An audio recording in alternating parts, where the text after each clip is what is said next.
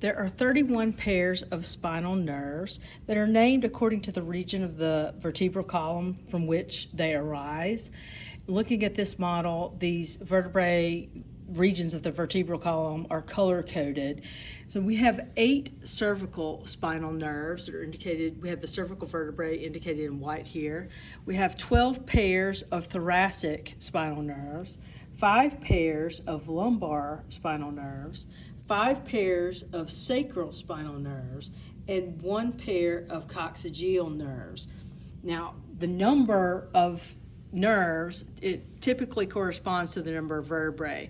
Except in the cervical region, we have 7 cervical vertebrae, but we have 8 cervical spinal nerves. And the reason why, so in cervical spinal nerves 1 through 7, they originate or emerge from the cord above the cervical vertebrae, whereas the 8th cervical spinal nerve will actually run in between the 7th cervical vertebrae and the 1st thoracic vertebrae.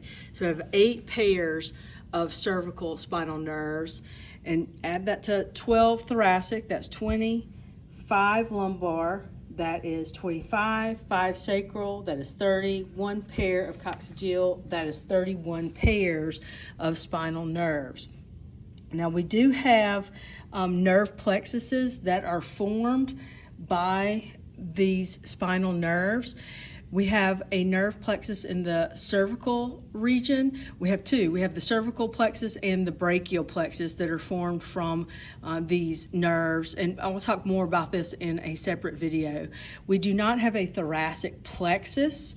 Obviously we have thoracic spinal nerves, and they do branch and innervate muscles and skin in the thoracic region, but we do not have nerve plexuses that are formed in the thoracic region. We have a lumbar plexus and a sacral plexus that I will discuss in separate videos.